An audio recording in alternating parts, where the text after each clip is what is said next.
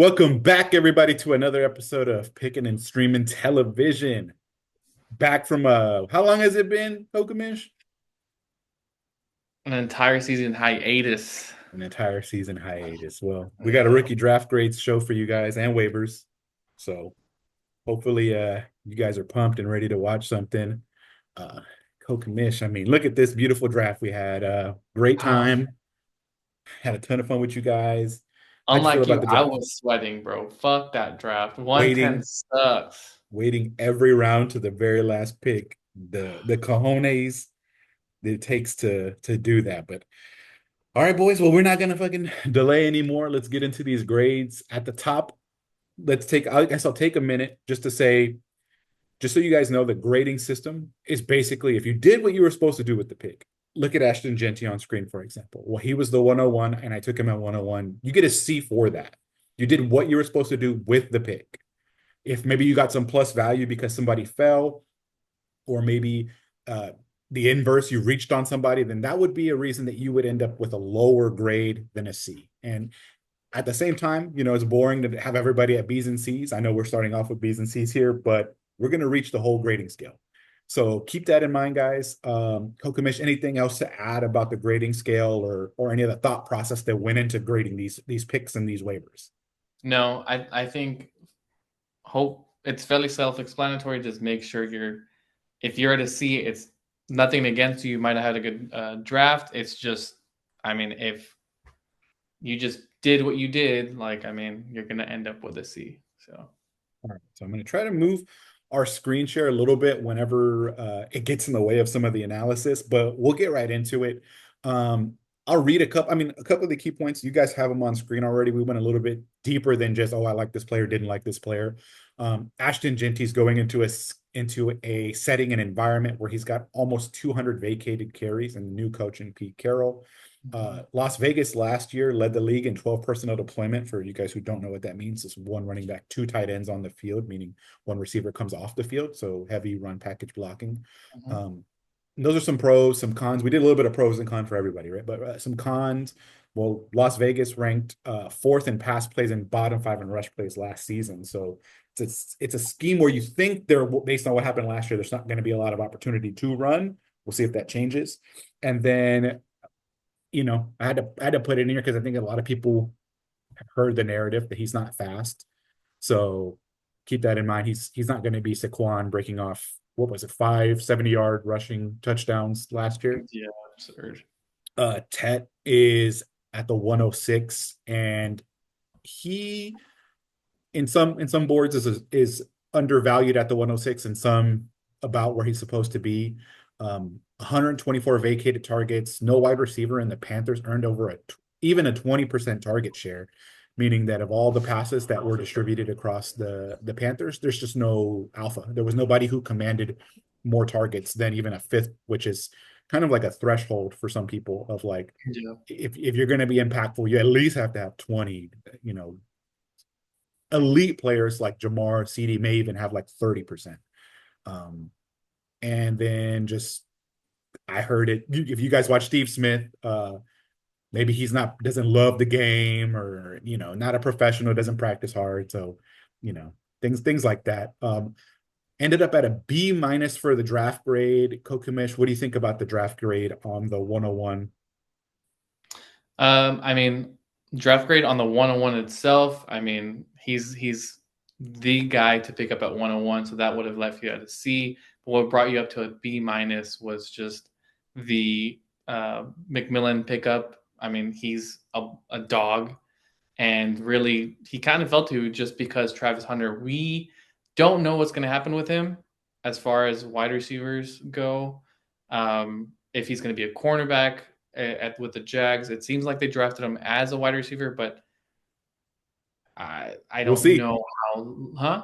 Yeah, we'll see. We'll Yeah, see what we'll happens. see. I don't know if that's long term, right? Is he going to switch over to cornerback permanently? So he might be good for year one, year two, but after that, year three and on, like he could potentially just transition to more of a defensive minded player. So, and McMillan, he's going to be I mean, wide receiver run for the Panthers on a, I mean, and really improving offense.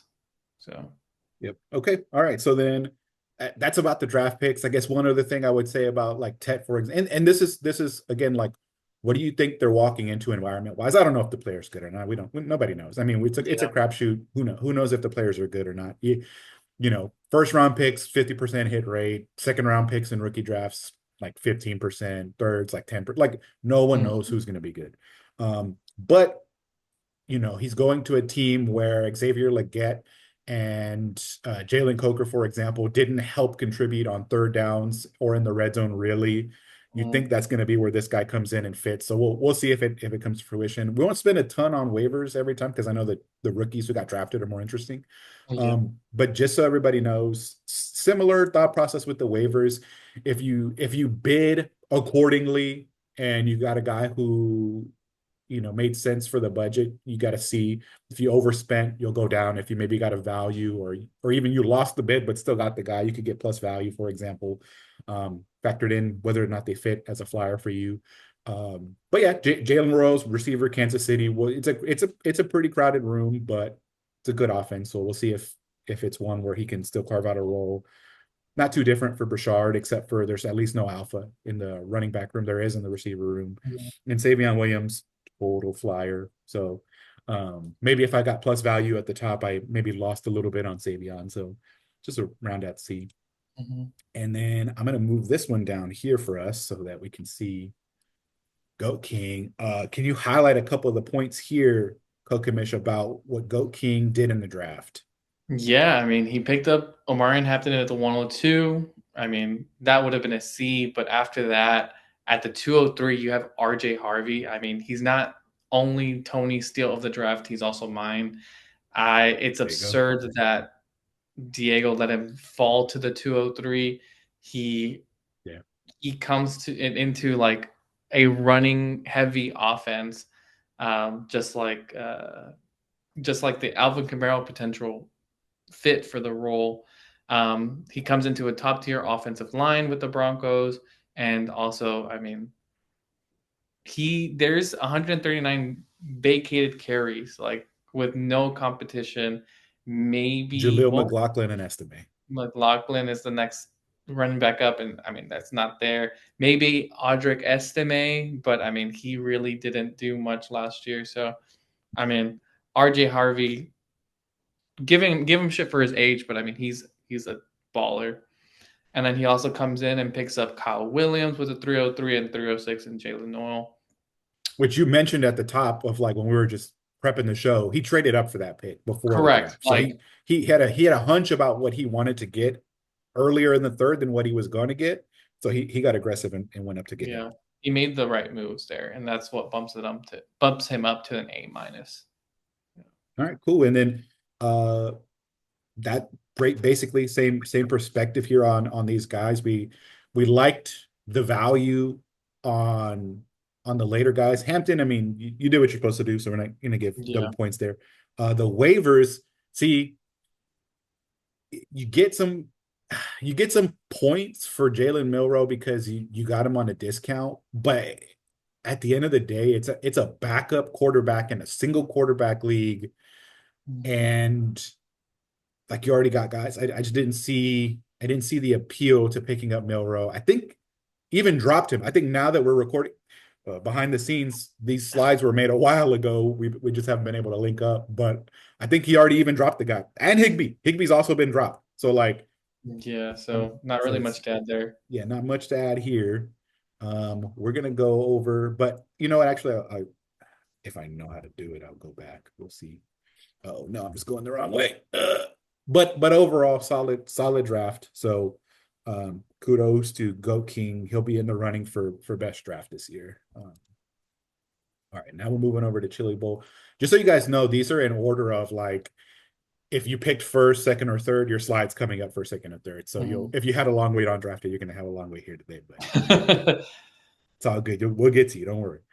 Um, okay. This one was one of the hardest ratings, like grades for me to give because the talent post draft, the evaluation on the prospects was real high on all of these guys. And then some of the landing spots, maybe you're not that excited about, you wonder about them. And we'll get into that. But Trey Henderson's a great example, right? Like one of those guys that people were like, he could go in the first round, Yeah. ends up in New England, and you wonder, one, how good is the offense going to be to support him scoring in fantasy football? Real life football is going to be great. Um, you wonder, they paid Ramondre, they gave him a 4-year deal. Is he going to be the Quinshon to Trayvion's himself, replicating like what Ohio State Mhm. did? Or does Travion come in and take the whole work? I don't know. I don't know if I believe that. Mike Vrabel likes to run the ball, so you figure there's going to be an opportunity here to have fantasy relevance. You just wonder if the scoring is going to support that. And it's a bad offensive line. The, Ramondre and Gibson were inefficient runners behind this whole line, and you just wonder, is that going to hold true? Quinshon and Cleveland, a lot of the same things. Bottom tier O line, they did not rush the ball because they were losing a lot of games. So you figure, you know, yes, they have Stefanski, and maybe he's going to try to get back to the run game. He took 2 running backs in this draft. There's 174 vacated carries Mhm. available. Uh, Jerome Ford took a pay cut. All the signs are pointing to he could have a good year, but again, does the offense support that for Quinshon? Caleb, better, better offense, better O line, 263 vacated carries, good scheme fit. He's a zone runner, Mhm. um, and Pittsburgh specializes that way. Uh, Running backs were featured in this past game. There's a lot of reasons to like this pick. It's just he was a third round pick. So how invested are they, and are they going to, play some more of Jalen Warren?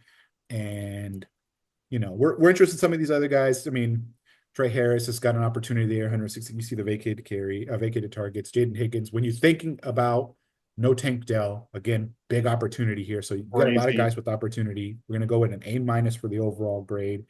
And then waivers, Jordan James. I mean, CMC injury flyer. Otherwise, what's the point of the guy? Um, and he bid fair, but it is a backup that might even be like the third string backup behind Garendo, who came in and played well. So, not too impressed with this flyer. Um, what about you? Any notes here? You feel like we're about Any right on notable this? additions just with Caleb Johnson? George Pickens is out. I know we haven't added that. That might help on the receiving end for the Yeah, running back and Jaden Higgins. I think he's one of the higher paid second round picks, getting a lot of the fully fully guaranteed guaranteed contract money. that just came across Yep. this week. Yes, sir. Yep. Doo-doo-doo, doo-doo-doo. So that's interesting. All right, and then getting over to a draft that you were very interested in. We got Nish like fish here. So, Kamish, can you get into what intrigued you about this one? Yeah, no tight ends, bro. Like Can't believe literally, it. what? What? Is he changing strats? What's going on? Like he has an extra flex spot available to him. He decides not to get one of the top two tight ends of Tyler Warren and Colston Loveland. But he does pick up Travis Hunter with the 105 pick. There's 175 vacated targets in Jacksonville. New system under Liam Cohen, who likes to unfortunately run a lot. It'll be interesting as of a snap percentage share, especially since you have Brian Thomas Jr. there already with the Jags. Is he going to be a cornerback wide receiver? Is he going to be a wide receiver doing part-time cornerback work? So does that mean they're going to rest him a lot more? So a lot of unknowns with Travis Hunter. Maybe he could have gone a safer route with T Mac. So maybe there's going to be a knock there with Travis Hunter. Luther Burt, or depending on how you view it, could be a plus, could be a basic. Luther Burton, though, a lot of people had him projected as like a early second round pick. I think there's a Rookie lot pick. of question marks with him. Comparable was DJ Moore, and now he's on the same team. Um, he's a first one. The positive for him, he's a first round wide receiver, which is great. He got unfortunately placed in a team that also just drafted a tight end at the top. So it'll just be interesting if he gets any targets his way. And then as far as the draft grade was a C. And then as far as waiver grades, that bitch, man, Dude. excuse my French, Ugh. but he can't keep getting away with this, man. Like that RB0 strat, like how? Works. But Works. he got an A. He killed it on those waivers. Didn't overbid, just the right amount, and got his Yes. guys. So I mean, it'll be interesting to see if any of those actually make a difference for his team. What So about you? you feel like somebody's gonna. And maybe I wanted to give him a lower grade on the waivers because of the Tosh Brooks spend, but I'm like, man, everywhere else he got plus value on the waiver pickup. So Mhm. it was outstanding to see, Yeah, and something for everybody to pay attention to next year. Make sure you outbid Nish. please. And the receivers, like again, they're about in the area where you expected them to get drafted. So that's why the grades are C. It's not that we don't like the players. If anything, these are probably two of the higher like potential swings with also the like scariest floor. So it's not like we don't like the players. It's just, you drafted them about accordingly. And we just wonder was there anyone else maybe who maybe fit the roster more, but you can respect the approach. Going over to Jay Moley and this is coming in as a fine grade. You got to this spot, you wondered, would it be one of the tight ends? Would it be maybe it's this RJ Harvey time? He ends up going for the tight end who's heavily drafted early, like he's got a lot of investment from the team. So he's a clear starter. He's going to be there on the field early and often. Mhm. You just wonder, and and mind you, we like the guy. Are we coming in a little bit hot and heavy because of what Brock Bowers did last year? Like, are some of these guys getting a little overdrafted? I don't know. We don't know yet. Like I said, we're waiting to see. Maybe if he pays out, it'll be a really good pick. But today, if you look at the environment he's walking into, everybody's been clowning A Rich for being, an inaccurate quarterback. I want to say he was in like the 59% completion percentage or something really Mhm. astronomically low. This offense is returning most starters. I don't really find many vacated targets available for Tyler to go in. Mhm. He's going to have to take them away from players like Michael Pittman and Josh Downs, who already command 50% of the target share in the offense. So, like, where's the role for Tyler Warren to be a good fantasy producer this year? Um, we'll see. Maybe that changes in 5 years. Maybe most of these guys won't be on the roster and he'll be the guy. But today it's hard to paint the rosy picture of the pick, but it's fine value. It's even value. Um, I'm a Texans fan, man, and I know what this O line is. I appreciate that you invested in the team. You like what we're trying to do here, but I don't know what Woody's going to do behind this O line. I mean, there's a third down role available. There's a lot of passing work that's open in the Texans offense. Mhm. The Texans traded up to get this guy, and those are the nice things I can say about the pick and about the player. But you just wonder what's the opportunity behind Mixon, behind this O line. I just don't know what's going to happen here. Um, so for that reason, I think maybe it's just a hair of a reach, and where the C minus comes from.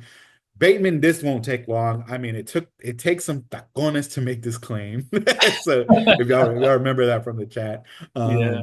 94 against zero, man. I've never seen it. Uh, if I'm looking at it like if like a positive, the guy does have a 30% air yard share, and he collected 9 touchdowns. So he's a big play threat and an offense that can produce big plays and score a lot. So you can see the value in a player like this. I just Mhm. don't know if I see it at $94 fat. Yeah, no, Um, definitely. anything else on this one? Yeah, just to add on to the Tyler Warren pick, I know Jay Molly's kind of worried about his tight end depth with Ertz. Who else does he have? Ertz, Muth, and Mayer. Yeah. I mean, not really producing that well. Muth, inconsistent. So I see the pick, but at the same time, he really got impacted by everything that's going on with the Steelers with Jalen Warren. I mean, he was impacted hard on the running back front, and there was, I mean, RJ Harvey there Steal to the draft pick was up. right there. You know Yeah. what I mean? Like he needs let's say a running back too, and he could have easily done it, but that's where he gets really knocked down. Yeah. We're at your Oh, draft grade. I mean, I'll here. let you speak to this one. All right, all right. I'll That's double up bullshit. here. No, I'm just kidding. Yeah, I'll double up here. So on this one, we again, Colston, I think was right where he should have been valued. He top 10 pick, the regime's first pick in their tenure. So this is Mhm, somebody they really prioritized. There's there are vacated targets in the offense with the departure of Keenan Allen, but you do wonder because they ended up getting Burden later. What's the split actually gonna be? mhm, Nobody's talking about it, but he also did have shoulder surgery just a few months ago. So like it's not like he's coming in 100 ready to hit the ground. He might have a slow start. So mhm. it's something to consider, but you figure the way they talk about this guy, this is a long haul pick. Maybe it's not immediately paying dividends this year, but it's a solid pick. It's interesting. We'll see where it goes. Will Kokemish have the two uh, young stud tight ends for the dynasty duration? We'll find out. Um, Bashal Tootin is very interesting in terms of just again, you put him on a scheme where you figure the run scheme is going to be more important, more touches available. We've heard all offseason is ETN's been in the doghouse. Bigsby is a pretty inefficient runner. And even didn't play over ETN, who they don't seem to care about. So, and you see the Mhm. snap share there, it's 55% for ETN, 36 for Bigsby. It's not like either of them really were a dominant force in the ground game. So you take the flyer at the 210, you're interested in it at least, even though maybe it's not a great offense, but maybe it is. We don't know yet how Travis Hunter will impact that scheme. And then Jackson Dart at 310, first round quarterback. And you just feel like it's plus value. It's whether or not, and I'm one of the guys who I don't like Dart, but he's a first round quarterback on a team with Malik Neighbors. So you feel like he's got a chance to make something happening. What's the head coach's name? Like Brian son, Dable. Dayball. Yeah, yeah. Yeah. Brian Dayball has the track record working with Josh Allen, so people will automatically say he's a quarterback whisperer, and he might be. Mhm. So we'll see. It's an interesting pickup. You worry about the O line running for his life out here, but if he can make it work, there's intrigue because they traded up for him, and he's got a lot of. You figure it's not going to be a good team, so he's going to be throwing the ball too. Yeah, Um, and running. I mean, he's a running quarterback as he well. he can move. That's for sure. He's a straight line. I mean, like Josh Allen, straight line runner, not shifty, but he can when he picks up that acceleration, he can go. And maybe he won't fall like Daniel Jones with no tackle. And waivers is a little rougher. We're a little harsher on Kokemish for the waivers just because he did overspend by about 30 on both the guys he picked up. And both the guys he picked up are clearly backups, right? Fanninton, Joku, Giddens to Jonathan Taylor. Now, will they be backups for the long term? That's probably what Kokemish is wondering is like Njoku's contract's almost up and Jonathan Taylor, maybe he won't be back. So there's a world where these guys no one is better at letting a guy sit on your roster and mature into the role you want them to be than co-commissioner. You can foresee that world happening, but today I'm not sure that it is, and it's overspending. So we're gonna have to dock them down. And I gotta hit on General. some Fs, man. I can't have an all rosy draft. And too political. All right, we'll move on. I've been yapping, so we'll let co-commission take the next two, which Yeah. we'll be here the whole episode if we're talking about just Diego's picks and Oh, everything. So Jesus. so go do what you can. You can read Yeah, here. I mean, his overall draft grade D plus. Me and Tony agreed on this. Got two back-to-back wide receivers for his first two picks in the second round. Egbuka, I love. I honestly Great player. thought he Yeah. should have been a first round draft pick in our rookie draft. He is a first round draft pick in the actual NFL draft. Unfortunately, he goes into the Godwin role, and Godwin just got paid, which kind of brings him down. That's why he's at the bottom half of the rookie drafts.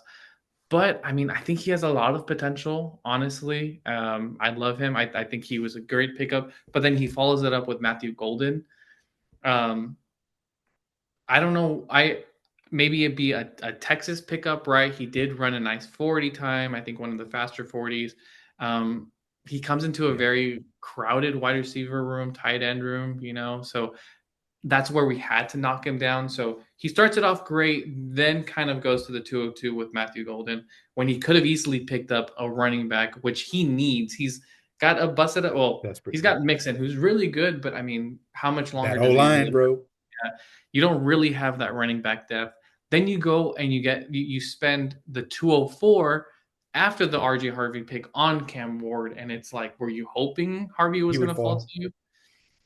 But no, Cam Ward, yes, 101, great, but you already have Trevor Lawrence. You already have two other QBs that you traded for in like Jared Goff. So it's like, why? I see it, but why? And then you get Besh and then Scadaboo. Scadaboo has hype, so maybe I would have bumped you up a little bit there, but Besh, you didn't really need as well.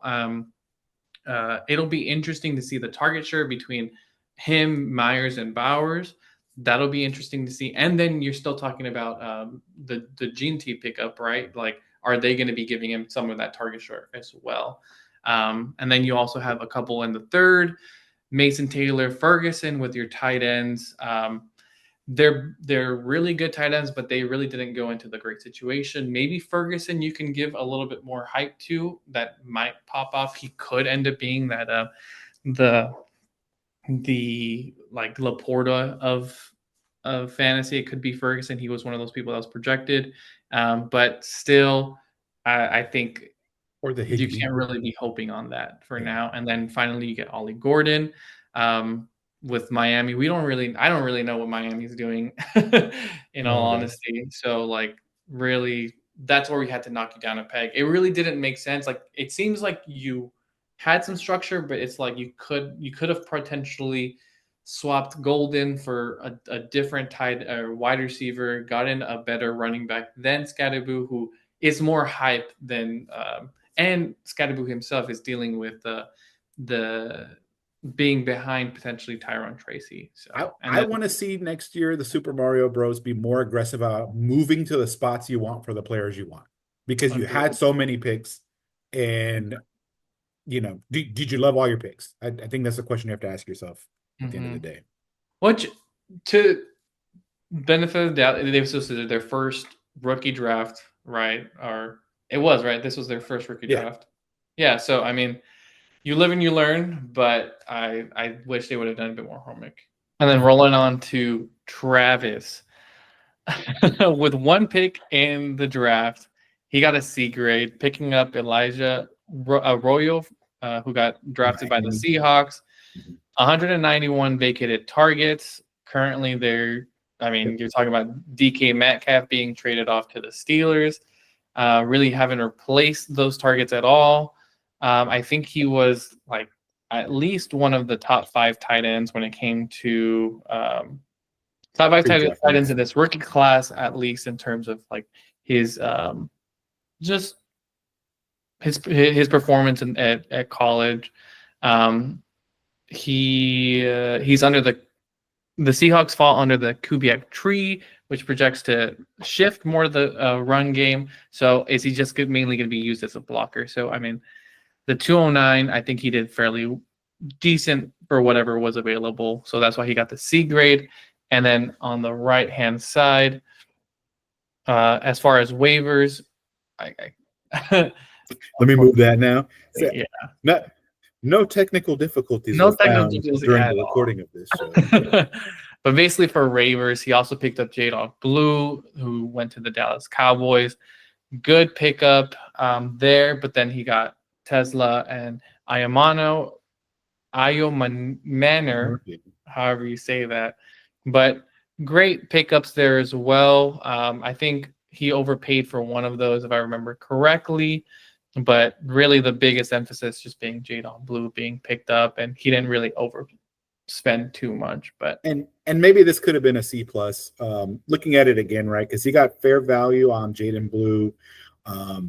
Tesla, I think, was a waste of 31, but we'll see because we don't know. I mean, yeah, I'm correct. just factoring in the role, right? Like he's going to have to warrant being on a roster, take care targets away from Amon-Ra, Laporta, JMO, and I don't see it. I think he's a blocker for them. I His think this. only positive is that he they traded up for him. Yeah, and I think it's because he's going to be on the outside. He's going to play like a lot of snaps, but I think he's there to emphasize the run game and to stretch the field vertically as well. Because I don't think he's going to be in there to be a target hog or Yeah. really have a fantasy relevant role at all. And then Menorah, you guys can't see it because just technical difficulty, but you just wonder about it because sure there's no wide receiver one on the team, but they did draft Chimere DK ahead of him. So they, in theory, they believe in him more than they believe in Menorah. So we'll see what actually shakes out from that tree. And then I think it's my turn. Let me get up and in here with this Bad Wolf, who Zen-like patience had to wait till the 305 for his first pick. And I mean, what a interesting pick. I think he went BPA based on just like pre-draft ranks. He went with Dylan Sampson, who, I own from another dynasty league, and we did that draft before the draft. I wouldn't have picked Dylan if I knew where he was going to end up.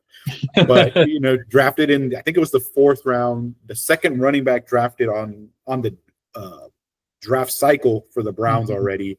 Sure, there's vacated carries. There's a third down role available because maybe Quinshawn is the Quinshawn and Dylan can be the Travion. If we're replicating what they did in Ohio State, but I don't know. You just wonder. Jerome Ford's there. Jerome Ford has experience ahead of Dylan Sampson on the team already. Took a pay cut to be there, so he wants to be there. I think there must be some kind. I mean, just follow the money a little bit. I don't think Jerome Ford goes away completely, but I think maybe he splits third down work with Dylan Sampson, and then that makes you wonder why invest the pick on him when there's guys like we just talked about, Jaden Blue, who is a waiver pickup, or Rashard Smith, Taj Brooks, who maybe have an opportunity to a day one role, even though maybe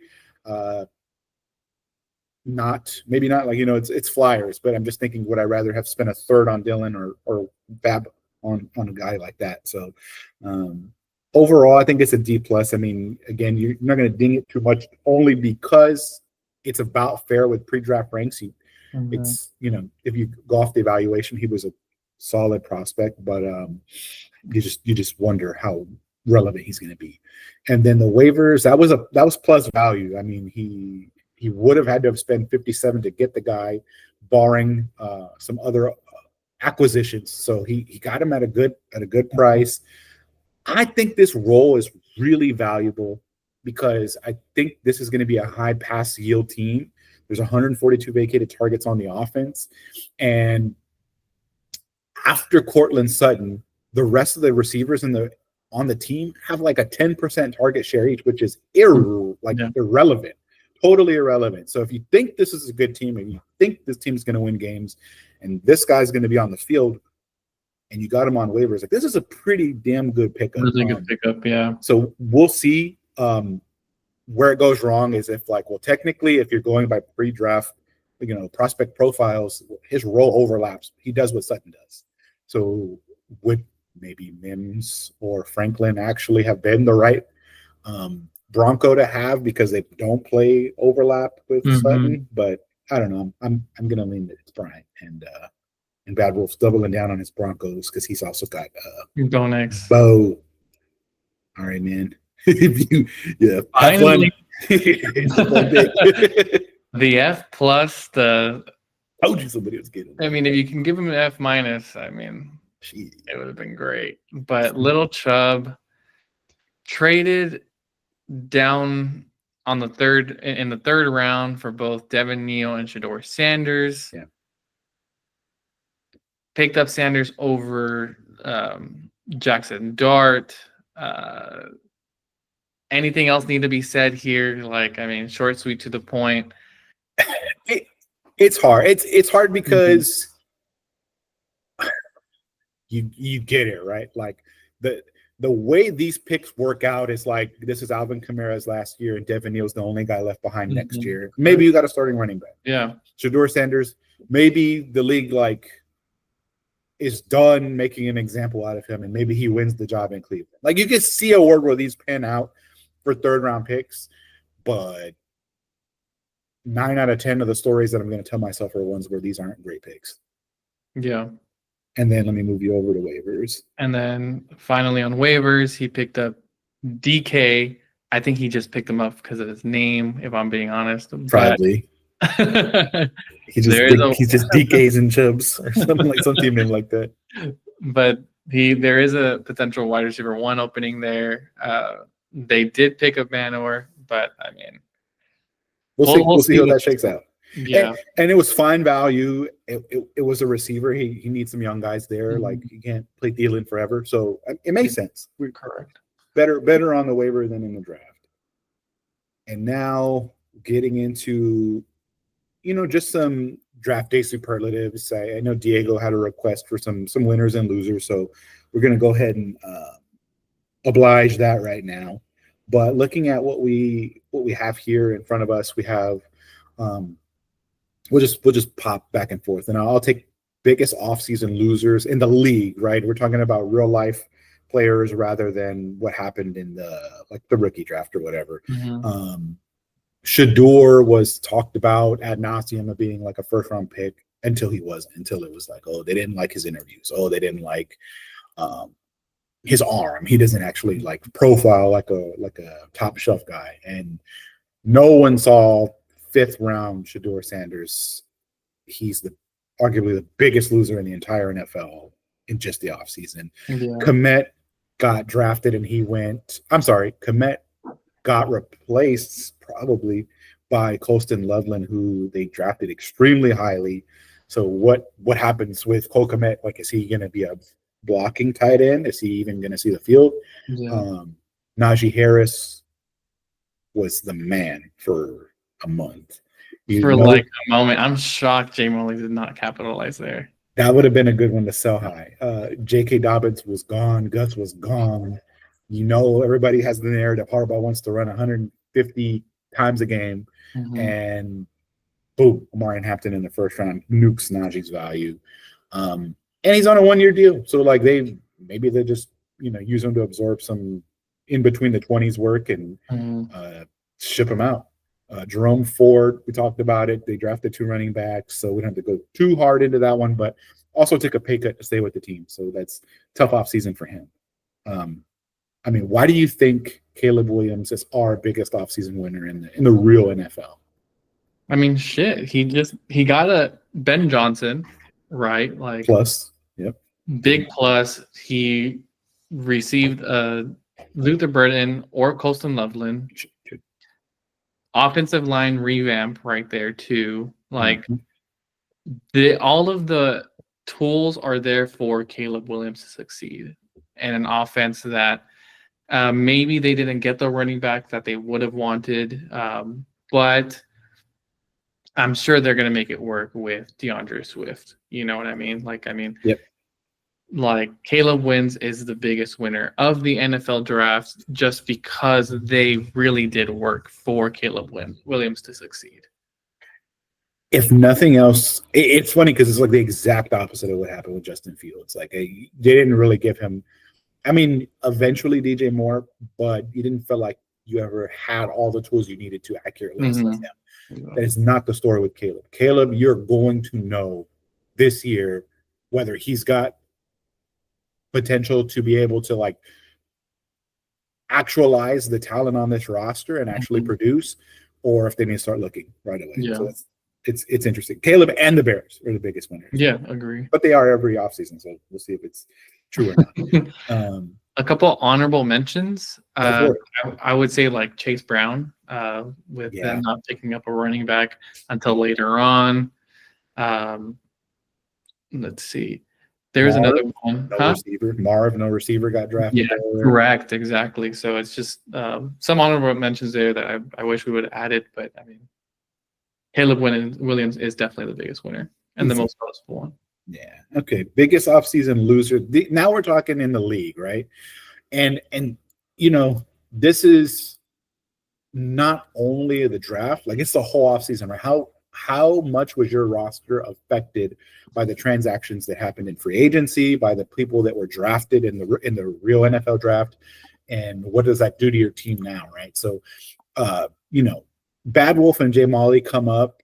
Bad Wolf, for example, we just talked about up top. Cole Komet got nuked, and that was somebody that he had used pretty regularly and was a value chip for him.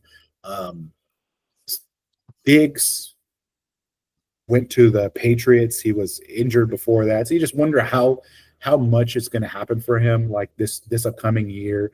Godwin, they drafted Ibuka in the first, so you figure Ibuka plays on the slot. So is he just Godwin in waiting, or is Godwin not ready to come back? Like, what is it?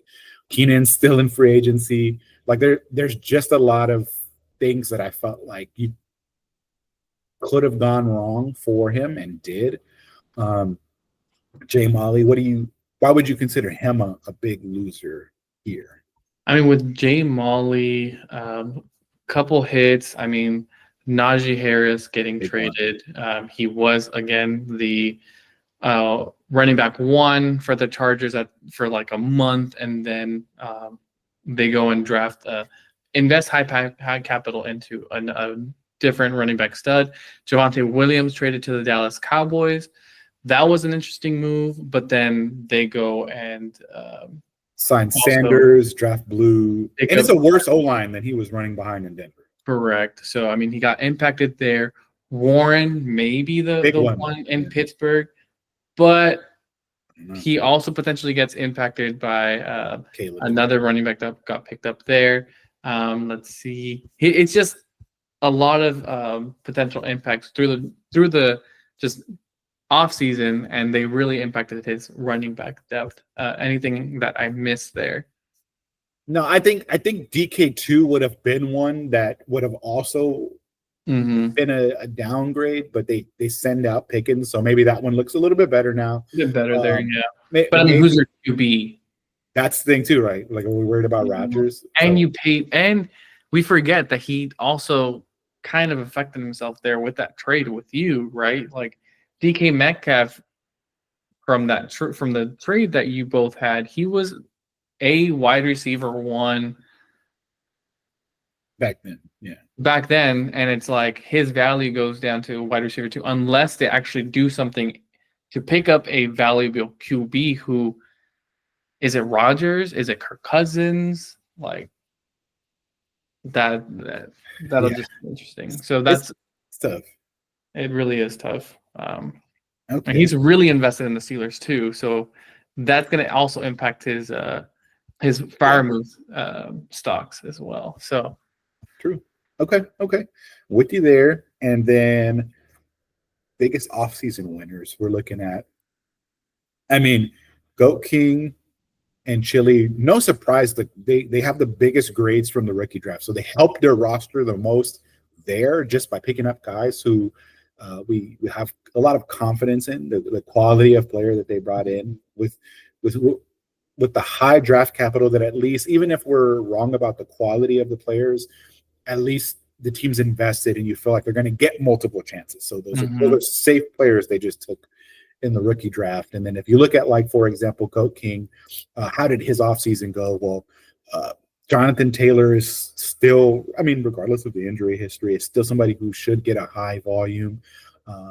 They didn't really draft highly in the pass catching room in the Chargers offense. So while you wonder how much Trey Harris is going to get target wise, it's not going to cut in the lad. Maybe if it was Ibuka, we would be worried about it, but it's just Trey Harris. And Brian Robinson didn't get out drafted. They only took like a 7th round running back. So, he just got a lot of guys who maybe they didn't get better, but he also didn't lose like much value anywhere. Like, do we know where J.K. Dobbins is going to end up? No, not yet, but watch him land on like Dallas or something. And we're all, is it ending up better for him?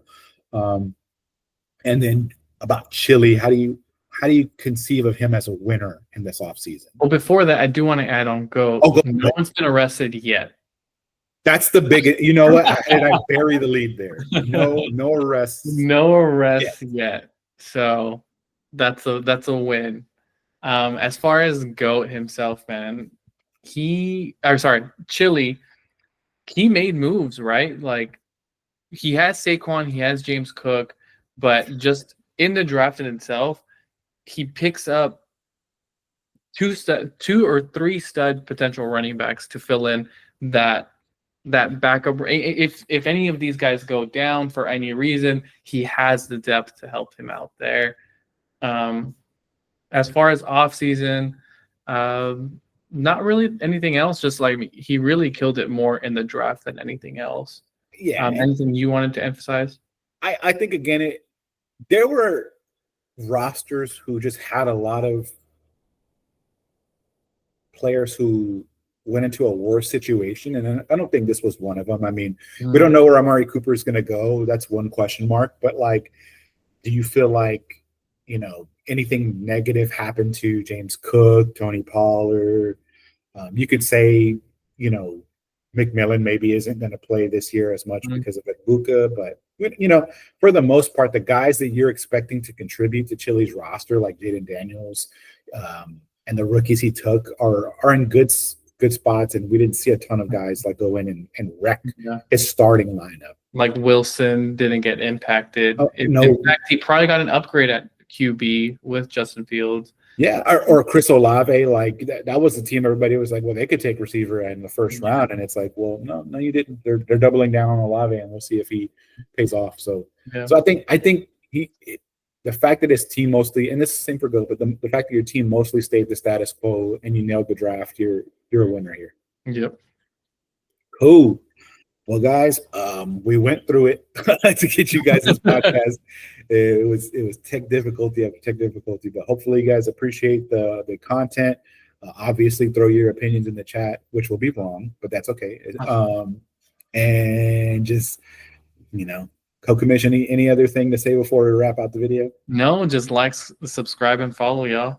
All right, and maybe we'll have more vids this year, but me and Co-Commission are gonna have a lot of talks about it, so we'll figure out how that's gonna unfold this year. But have a good rest of your offseason, boys. We'll see you on the summer meeting. Peace.